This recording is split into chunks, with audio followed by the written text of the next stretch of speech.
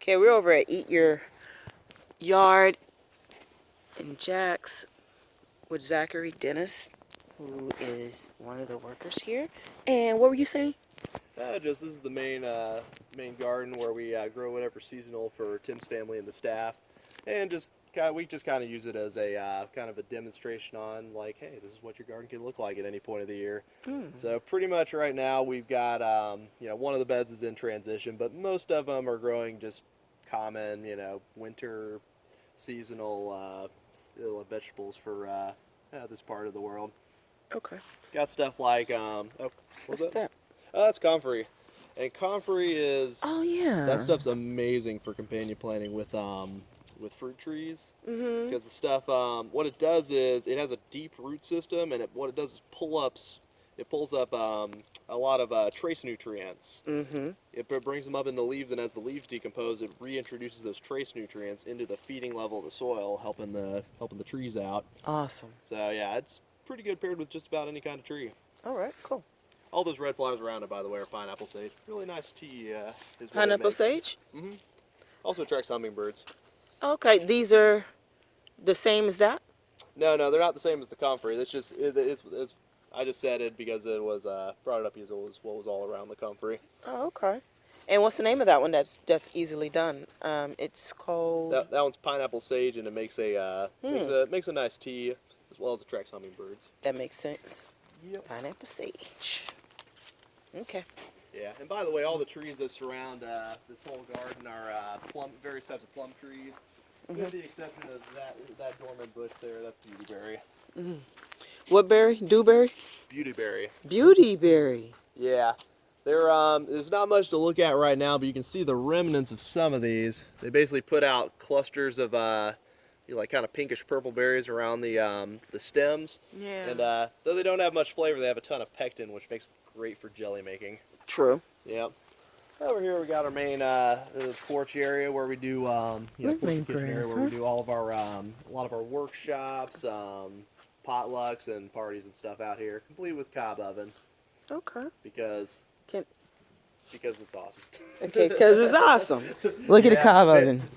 It's basically the same thing as Adobe, but it has made us legions of pizzas, and we're quite happy with it. I believe that. Mm-hmm. And they sit on that. Mm-hmm. Oh, this is awesome. This is really a nice area. Yeah. Okay. And as for workshops, we do everything from like basic organic gardening workshops to mushroom workshops to tea workshops. Okay. And even hydro and aquaponics. Okay. That's lemongrass, by the way. That's what I thought. That's what I said. Is it lemongrass? Yeah, and the reason we got it planted all around is it's got the same chemical in it as citronella. And so it's good for keeping away mosquitoes, which, as you can see, is something that we might have a problem with.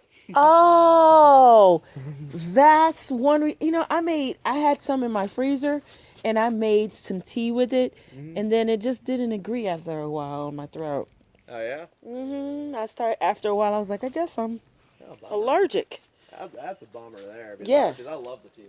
Yeah, the tea tasted good, but I guess what I did is I took it and dried it. Well, it just came from the freezer. I just broke it and boiled it and drank it. And then I don't know if I got one of those pieces in my throat or what, but that's weird. It's a little scratchy afterwards. Like, oh my goodness, am I allergic? I don't know if it has to do with the freezing or if you're just allergic to it, but I usually dry it or use it fresh personally. Oh. I don't see why freezing would have any negative effects on it. That was my first time anyway, so. Ah, dang. I hope you're able to try it again. Because I am going to. It's also a mild sedative, so it kind of helps you go to sleep. Oh, man. Nothing crazy that'll knock you unconscious. Lemongrass helps me go to sleep. That's good. I like that. Yeah, it's just a slight relaxing kind of thing. Oh, okay. Yep. Also got that bamboo right there is giant timber bamboo. Okay. And the beauty of that thing, besides the fact that you can build stuff with it, is it produces some of the biggest edible bamboo shoots out there. Oh, there's people over there. There's somebody walking. Oh yeah, that's my colleague William. Okay, cool. Yep. But and yeah, we actually tasted the bamboo shoots off these things last year, and I can see why millions of Asian people eat them every day. They're quite yummy. They eat the shoots? Yep. What they do is when the shoots are first coming, first showing themselves, like when it first produces the offshoot. Yeah. what they do is they cover it with a thick layer of mulch to basically to blanch it and to keep it nice and tender, but also to get it to swell up even bigger. Huh. And so when they're ready, they just cut the thing off, and it's tender enough to where they can just cook it up like a regular vegetable. Oh, 'cause I got a bunch of bamboo all around my backyard. Yeah. Now, just because you have bamboo, that doesn't make it a particularly edible type. Like, I don't think there are any that are toxic per se, but at the same time, most varieties aren't that good for, actually doing the shoots out of. At least the types we have here. Okay. A lot of the types we have here were bred for specifically ornamental purposes. So, either any edibility that still remains is, just that's not what they were looking for. They just happen to be edible. That's what I'm saying. Okay. So, I mean, this is a crazy question, but you think those are smokable? What? The lemongrass.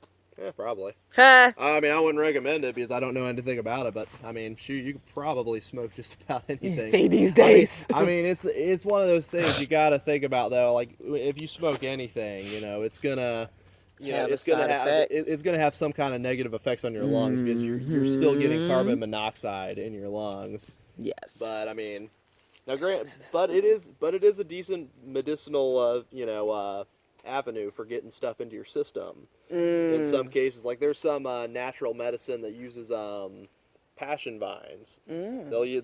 People smoke them as a for medicinal purposes. Don't know anything about the effects personally, just because I've only heard about it. But there's several things people have smoked in the past. What is this? That's dwarf Barbados cherry. And I like that one because it's not a true cherry. First off, there are very few varieties of true cherries that will actually grow and produce here, and even then they're kind of in their infancies when it comes to breeding programs. Yes. What this is it's from Barbados, and it's from a separate genus, and the dwarf type usually stays under 3 feet tall, puts out lots of pink flowers in the warm season, and puts out little pea-sized cherry-like fruit, and they're pretty good. Also really high in vitamin C. And that's growing under it is just... That's just a weed, an edible weed, but it's a weed nonetheless. That's a false hawksbeard. Okay. And that one, you can eat it raw or cooked, but I prefer it cooked. Okay, because I have some of those in my yard. It's one of those greens that can get kind of bitter, and so it's better to just like cook it and flavor it. Okay. We got goji berries right here? Yep, those are goji berries. And what a lot of people don't know, though, is besides the berries, you can also eat the leaves off of them, which are, probably about as healthy as the fruits are. Okay. And so, yeah, it's a nice multi-purpose crop. Okay. Yeah, especially, that's chai of the tree spinach, and that was grown and eaten by the Mayas for freaking hundreds of years. But it's good, like really good for you. One thing about it though is it's one of the few spinaches you can get from us that you must cook. Ah. Yeah, that's one of them that you have to cook it. I want to say you can find cooking instructions pretty easily online, but if memory serves, like right off the top of my head, I think 2 hours or more probably. Yeah. Oh no, I don't think it's 2 hours. Don't quote me on this, but I think it was something like 15, 20 minutes, something like that. Oh wow, interesting. Yeah.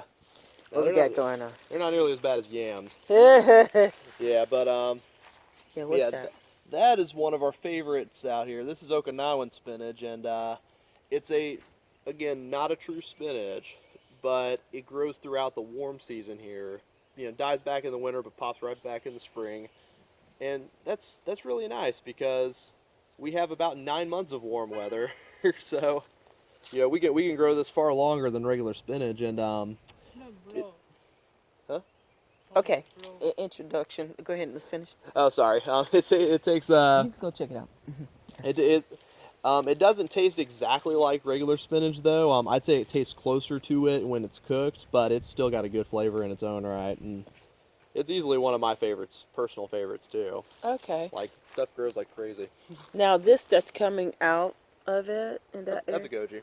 Okay, that's part of the goji. Yeah, and something about goji that some people don't know when they're first getting into this is you see a bunch of them popping up in there. In fact, one even has a berry on it. They're kind of invasive. So they might start popping up all over the place. I see. Yeah. What's that? That's what I'm really excited about. That's a Cattleya guava, or another name for it is strawberry guava.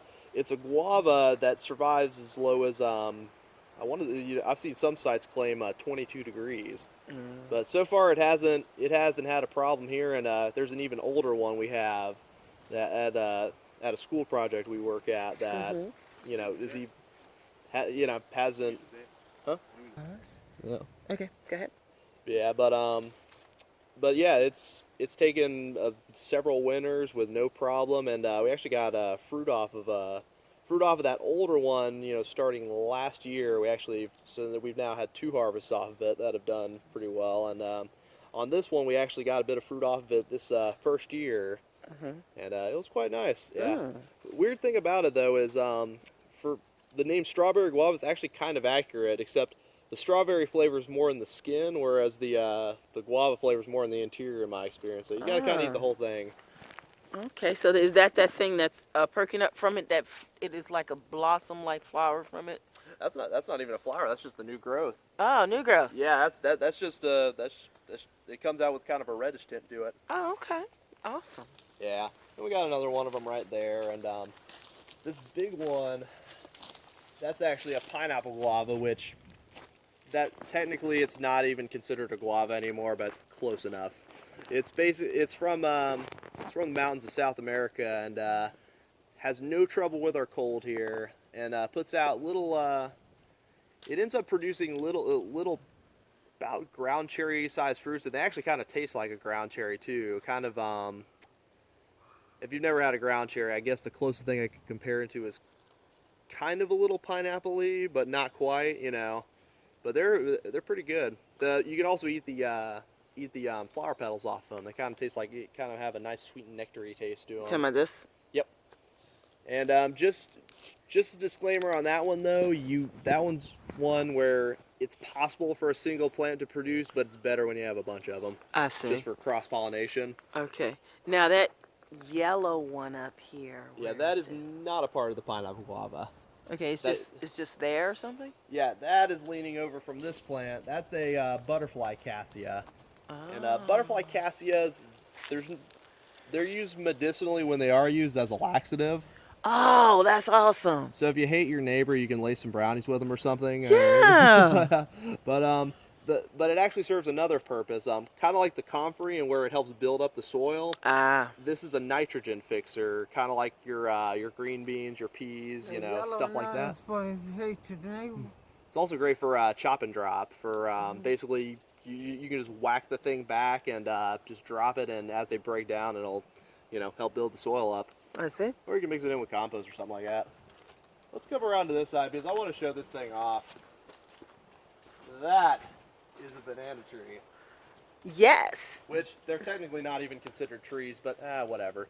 They're so this particular banana is a variety called ice cream banana, and we actually have gotten a harvest off of this thing. Yeah. Yeah, it was last year, but it was really nice. So fun fact about bananas: every banana you've gotten from the store, unless it's some kind of specialty type, just the regular bananas you see, they're all the same type, Cavendish. Okay. This is a different variety than that, so it has a different taste to it. And there's actually hundreds and probably thousands of different varieties out there with all their own unique tastes. What's awesome about this one though, when they're fully ripe, is I describe it as like a regular Cavendish mixed with pineapple.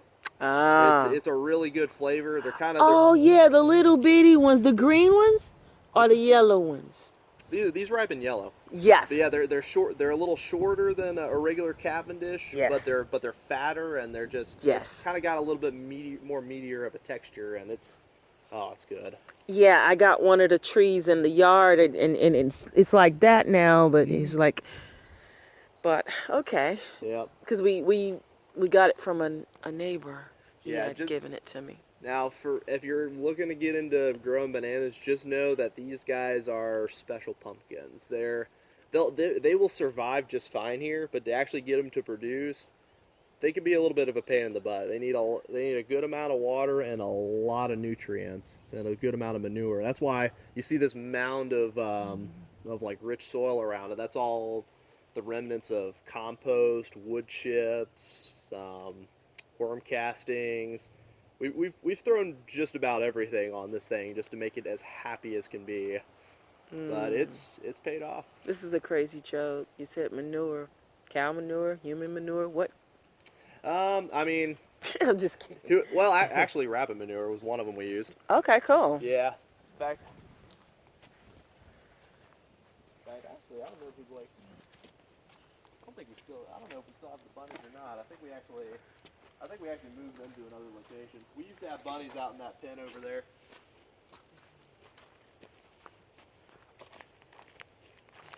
Oh wait, no, I think we do still have some of them. Oh. There's some people who used to who still work with us some, but they've got their own place. Ooh, sinking. Oh, Lord. They basically took some of the rabbits with them. Uh-huh. But yeah, we're really gonna get some chicken soon to fill this in. But these babies. Come on, you little twirl. There we go. So these are the rabbits we got. Oh, hi. So Hi, Wabby Wabby. Hi. Okay, go ahead. So what's fun about rabbits is, besides the fact that they're cute, I wish I and could they tell taste one of delicious. y'all home. Don't judge me. Oh, I'm not. No. What'd you say about rabbits? Oh, besides the fact that they're cute and they taste good. They do. They're sweet. Oh yeah, but they also produce a ton of manure, and the best part about that manure is it's what's called a cold manure, and so you don't have to compost it first. Yes, You can just throw it right around a plant and be fine. It won't burn it. It won't damage them. So the thing I had, you sure that wasn't manure? Somebody's manure, like No, I'm sure. a hamster manure Nah. or a chipmunk manure somewhere nearby. Yeah, no, I'm sure that's those were clearly those were clearly a what looked like either a bulb or a corm, which they're both similar. What is this? That's similar to the Okinawan spinach. It's actually even the same genus. This is Malaccan spinach, and you can tell it apart with the that Okinawan over there. I showed off how it was purple. In fact, there's one right here. Whereas the Malaccan is not purple on the underside. Yes. That one's another one of our favorites. It isn't quite as vigorous as the Okinawan, but it is a little bit more healthy for you. Okay. So kind of a bit of a trade-off there. They're both really good though for hot weather spinaches. You gonna go ahead and close this door? Yeah, definitely. All right, cool. Yeah, I wouldn't want a bobcat or something getting in there and terrorizing them. Yeah. Need the manure, you guys. Work your manure.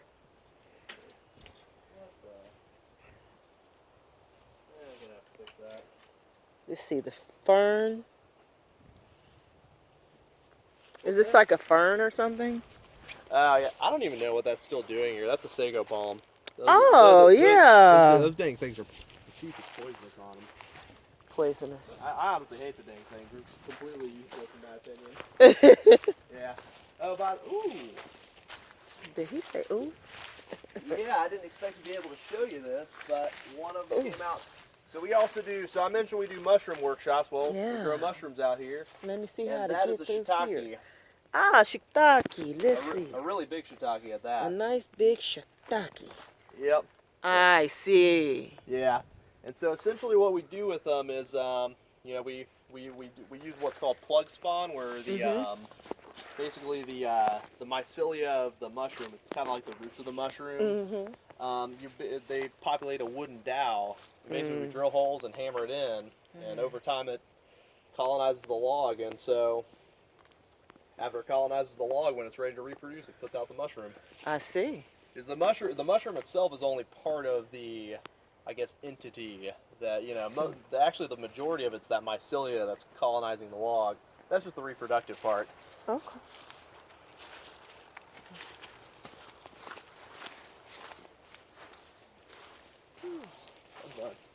Oh yeah, this is that's a dwarf mulberry tree, by the way. Okay. We sadly had to rip him up from his usual spot because we've been felling some trees recently. And these are all the herbs that are here?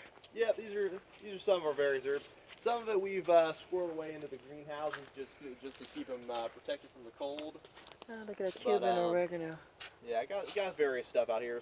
Various types of basil, oregano. Oh goodness, got some aloe. Stevia. Yeah. Yeah. That's a plant. African blue basil. Even dandelion. Huh. Yeah. So that's what a dandelion looks like. I have that all around my yard. What are they good for? They're good for well, you can eat the greens off of them. They're definitely cook them. Just don't try them raw. I only made that mistake once.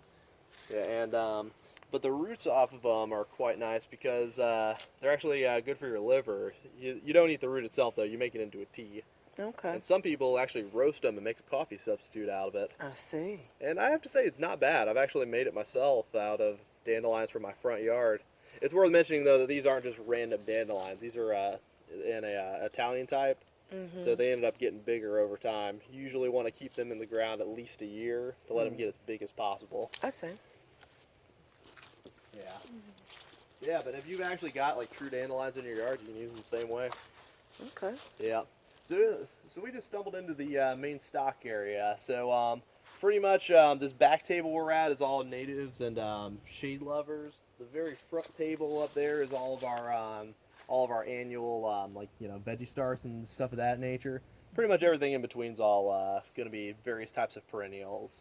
Okay. Fun. Oh yeah, and everything beyond this shade lovers and native row, that's all just recovery area. So that stuff's for sale, but it's recovering from something or another, so it would probably be discounted. Okay, they need to be in Brooks Rehab. That's what it is. Yeah, kind of, yeah. All right. And this one? Which part of it? There are a few. That's garlic chives. Oh, okay. Yeah, it's kind of similar to got a flavor similar to garlic and chives. And that is Suriname spinach. Yet another hot weather spinach. okay. We have several of them, but that one, it's a good spinach. Okay. It's one of those things where we wouldn't sell it if we didn't like it, but it's one of those. It's not like I wouldn't call it our absolute favorite by any means. What is this?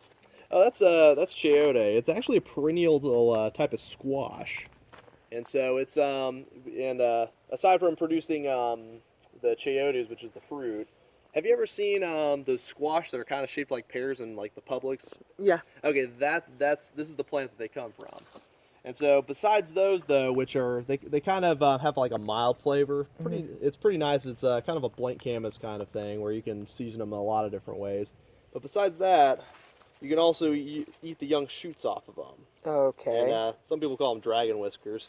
Oh. In fact, that's actually something a lot of people don't know is that most squashes you can eat the young leaves off of. Oh. So they taste slightly squashy. I did that one before. Kale? Yeah, my beautiful kale. Oh yeah, kale's awesome. Yeah, kale was fun. Yep. Arugula. Okay, yeah. So you guys are yes. Yeah. Oh, that's what I wanted to ask you about. That's why I came this way. That's a type of mustard. And mustard greens, they come in all different shapes and sizes. You got some that are like super serrated, like that one. And that particular variety gets pretty big. You got small ones that are even more serrated. Those are called Mizunas. These are though they're small now. These are giant red mustards, and they'll get pretty big. I think I'm out of Florida broadleaf, but there's the type I just mentioned, Florida broadleaf. That one can get to be 3 foot across. Really? Yeah, they put out leaves that would be big enough to like cover up my chest. Yeah, so it's like, yeah, and those peppers are they're going out of season. I see. God rest their souls. Must we bury them? Okay. Yeah. Poor peppers. Bye. Yep. See y'all later. Yeah, we'll probably save some of the pods off of them. I'll probably move them to the greenhouse so they can survive the winter. And what is that thing? That's a citrus. Ah. I believe it's a Meyer lemon. Let me double check. Yeah, it's a Meyer lemon. Yeah, he was saying that tree that piece of leaf that I was showing you was one of the citrus leaves. That's not a citrus leaf. And it kind of looked like that, but it's not. And I was like, I don't think so. Well, the way you can easily tell right away is when you smell it, right? Well, yeah, you can break it and smell, and usually with a citrus, it'll smell kind of citrusy. Exactly. Yeah, and it's like when you don't smell anything, it's like it's just a weed or a tree or whatever. Yeah, I'm honestly not sure what the heck that was. Oh, look at elephant ears, huh?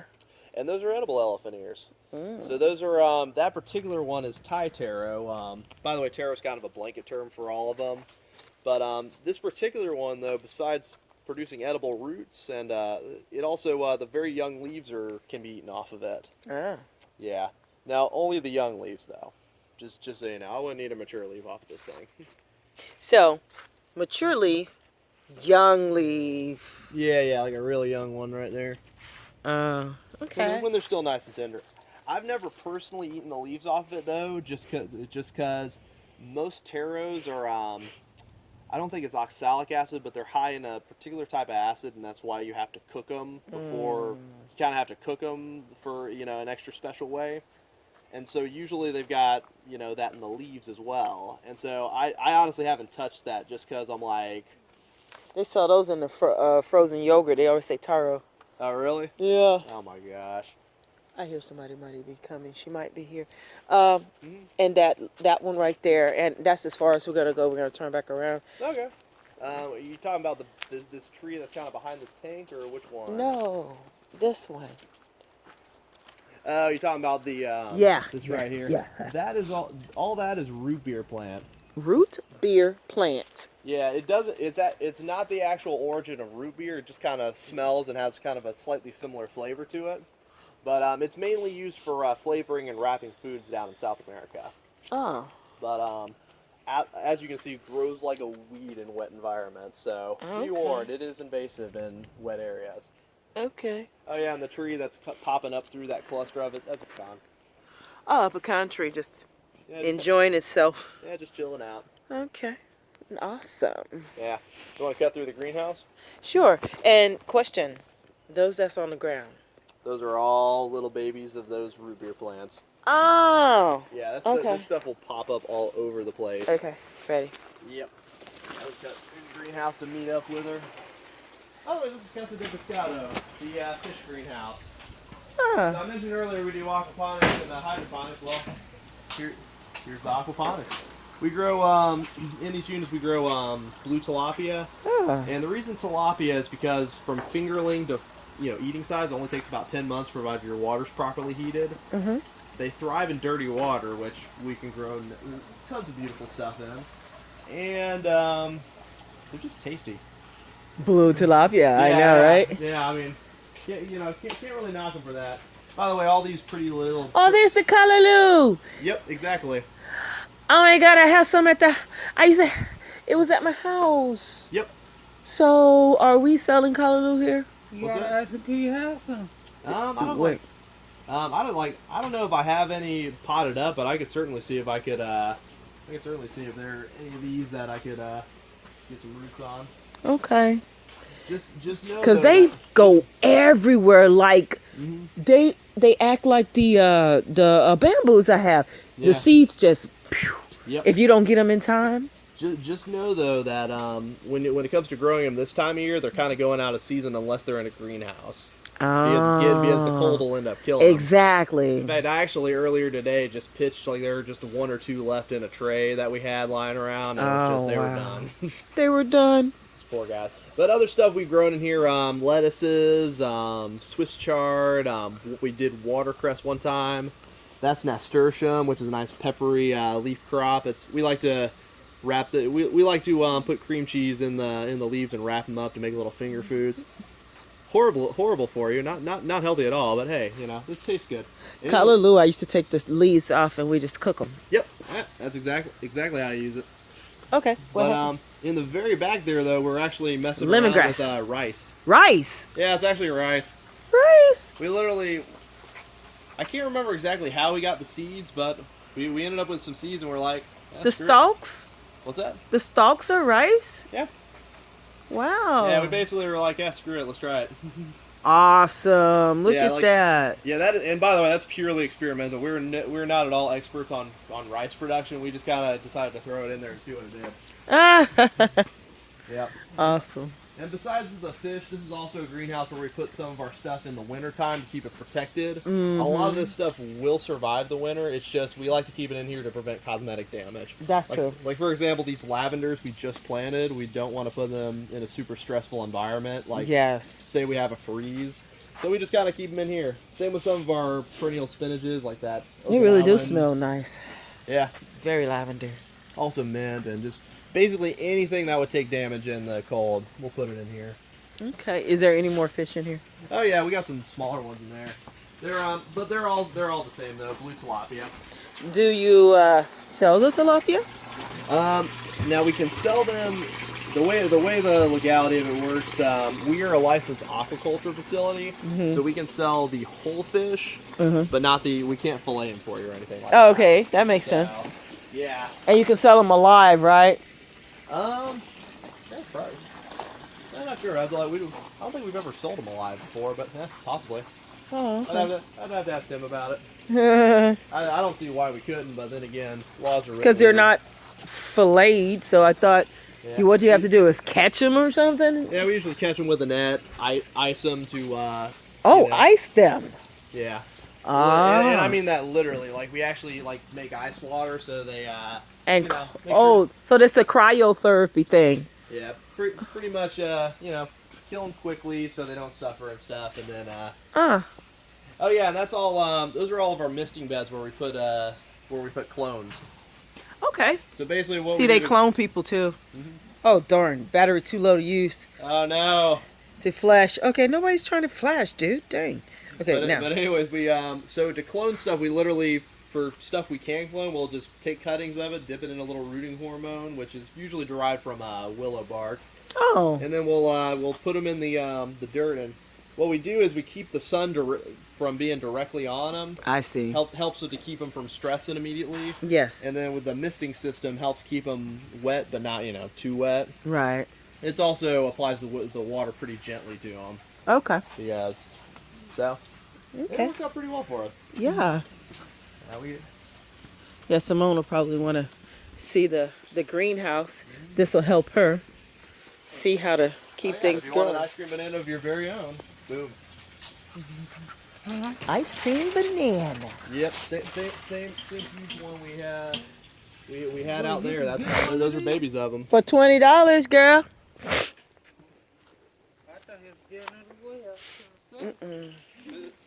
Yeah, now it's not though. In all seriousness, in that smaller size, we sell them for 10. Oh, okay. Yeah, and also this is another aspect of our business is we do cacti and succulents as well. It's actually separate from the Yard Jacks portion of it, but out here we've just got some of the agaves and aloes just hanging out. Yeah. Yeah. They decided to come out for the winter. Yep. Well, the wind. What's that? Because I know it Oh, is. that's a squash that actually managed to survive. Huh. I don't know how it's still alive, but it is. It's just hanging out. Cool. Mr. Yeah. Squash. Yep. That on the other hand is dragon fruit.